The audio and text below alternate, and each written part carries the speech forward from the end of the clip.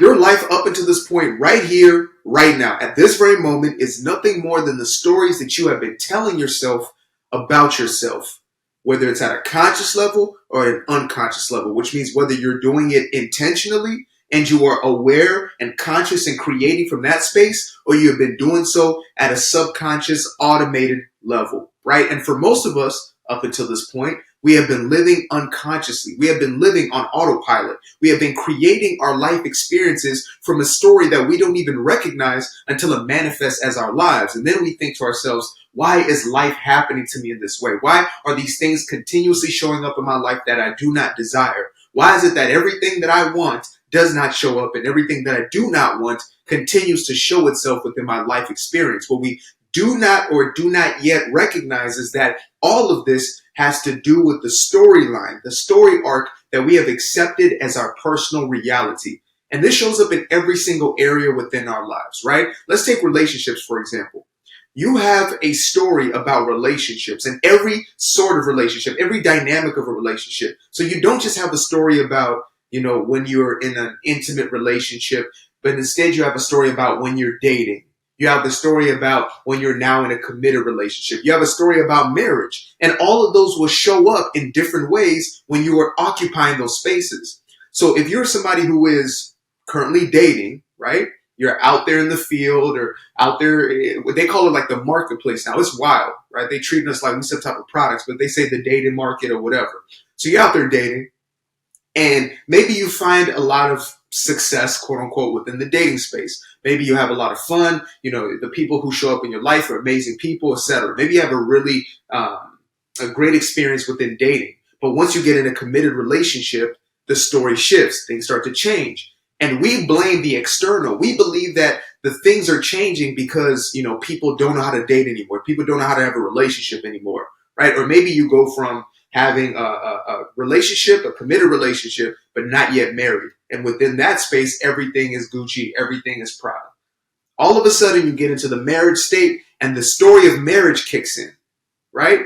The subconscious automated story that you have about marriage. And every single one of us has a narrative within every area of our lives. We all have a relationship with or a story about us in marriage. And that may have come from, our adolescent, our infancy, somewhere in our childhood where we experienced a marriage and what marriage meant to us. Maybe it meant disaster. Maybe it meant division. Maybe it meant disconnection. Maybe it meant love. Maybe it meant union. Maybe it meant connection for us, right? But that all depends upon what it is that we absorbed as our belief system. What did we see continuously? What do we experience mentally as well as emotionally, right?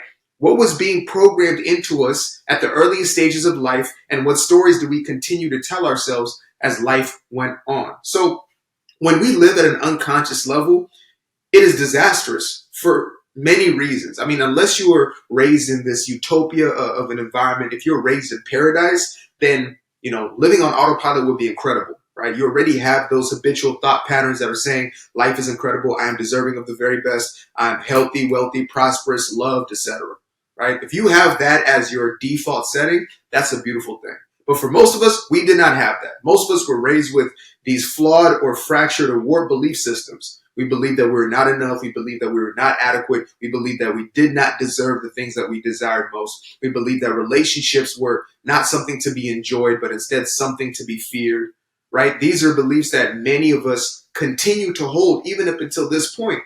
I've had clients who are well into their 60s and 70s are only now coming to a place where they realize and they accept that they are deserving of love, to receive love as well as to give that love, right? To have that love dynamic within a relationship as opposed to a relationship that is struggle, because that is the story that they told themselves. That's the story they internalized. And it doesn't matter if you got it from your parental system or your family structure, or you saw it on television every single day. Like if you were raised by a television, if you sat in front of a television for every single day from the time you were born until, 6, 7 years old, right? When your consciousness starts to form, you're going to find yourself taking on whatever it is that you saw on that television screen, whatever belief systems, whatever ideologies, etc., because that's what was shaping your reality. That's what was shaping the ideas that then became the belief systems, that then became the stories that you tell yourself about yourself. Again, all of us have this, what we call a self-image or self-concept, right? If you don't know what that is, make sure to go watch my video on the self-concept and how the self-concept or the self-image creates your reality. I actually have 2 videos so far just on that subject matter. But in short, how you see yourself manifests as your physical reality, right? It's not the things you want. It's not what you desire. It's not what you yearn for. And I know the church told you it's what you pray for. It's what you beg and plead God for. It's what you twist God's arm about. No, none of those things are what's going to manifest as your life. None of those things are going to come into fruition. According to universal principle, according to universal law, like attracts like, right? Like resonance attracts like resonance. You have to match the thing vibrationally in order for that thing to come into your life. So how you see yourself, which is how you feel about yourself, how you think about yourself, and of course, the actions that then manifest from that create your own physical reality. This is why 2 people can do the very same thing outwardly, but get completely different results, right? You can have 2 salesmen who are in the exact same company, selling the exact same product with the exact same scripting, with the exact same clientele, who have the exact same budgets.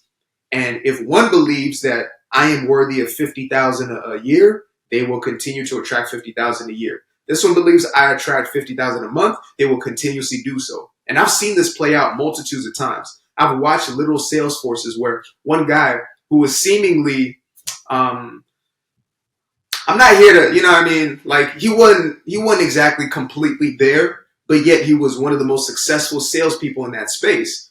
And when you hear him on conversations, he wasn't saying anything special. He wasn't doing anything that anybody else wasn't doing.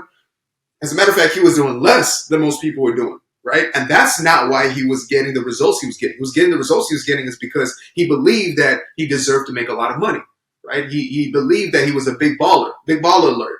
You know, he had big bills and big wheels and all kinds of big deals. You know what I mean? So, yeah.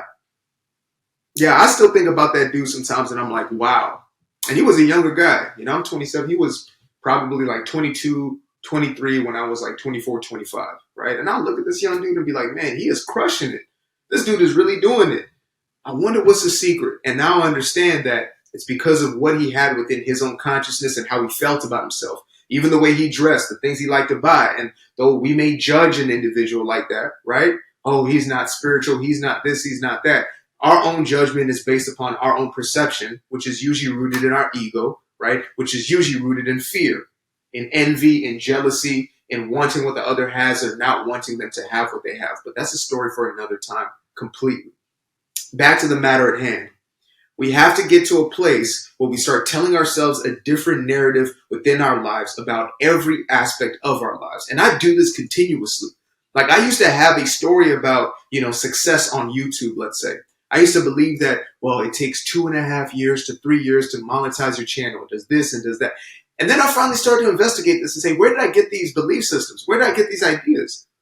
I started to see, I got those ideas from other people who bought into those belief systems. So one person would have got a result. Then they tell everybody else, this is how you get the result. Then everybody else buys into that, right? As opposed to investigating why this person got that result. Not understanding that that was their belief system. This person believed it took them 2.5 years to do this, and then this part, and then this part took 5 years, and this took 10 years. It's like the Malcolm Gladwell 10,000 hours to master your craft, right?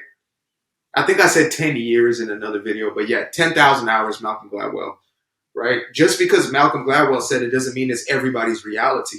It is only the reality of those who accept that, right? If you believe it takes you 10,000 hours to master a craft and become successful, then so be it. You go right ahead. There are some people who do 2 hours of something and automatically they blow up, right? Some people who are born and innately know that they have a gifting and it comes out, like they've been practicing for 10,000 hours. So again, the belief that I held about YouTube, I completely dismantled. I let it go absolutely. And I said, you know what?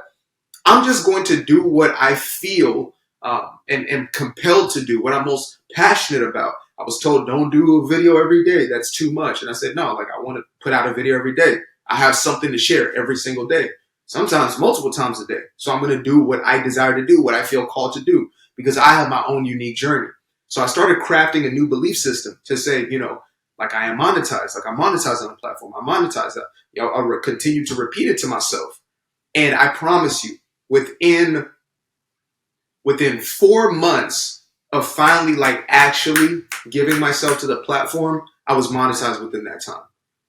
My numbers skyrocketed. And it wasn't because I was doing something different, right? I wasn't doing anything different on the surface. You could say, well, your content's gotten better. It's not necessarily that, right? I got more authentic. I got more real. I started really speaking how I speak and things of that nature more and more, obviously. But in those 4 months, nothing really transformed besides my belief system about even what I deserve, that I deserve to be, this person who is truly a content creator and is profitable as a content creator and is able to not only make a living, but thrive on these platforms. When I started telling myself a new story just about that, that started shifting.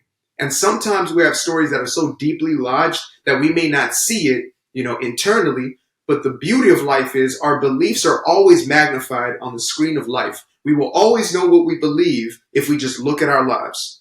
We just got to be real with ourselves. If you look at a pattern within your relationships, you will know that you have a certain story within your relationships. If you want to know what your relationship with money is, go look in your bank account right now. Your bank account is going to let you know, and you could look at 5 months to 5 years of bank statements and it will tell you the story that you have had about money all the way within those 5 months to those 5 years.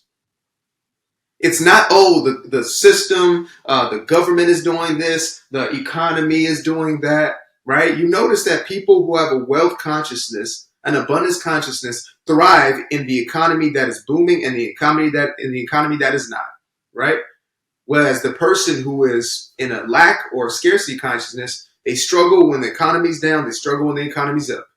It has nothing to do with the system. It has everything to do with the internal system, the belief system that an individual holds. That's the system that is really getting in all of our way. It's the belief system, period. So that being said, I'm going to wrap this one up. But before I do, I'm going to plug my first published book, Doing Me Guilt-Free, Breaking Free from People Pleasing and Unleashing Your True Personal Power. I believe that the message of living a life without guilt, living a life unapologetically, living a life that is truly authentic to yourself is the most important and most empowering thing that you could do. Because most of us are living for other people's approval, and it is literally taking our very power, very essence, very life force from us. So it's time to take our power back. If you want a copy of that book, make sure to click the link in the description below. But until the next time, appreciate you guys. Namaste. Namaskar.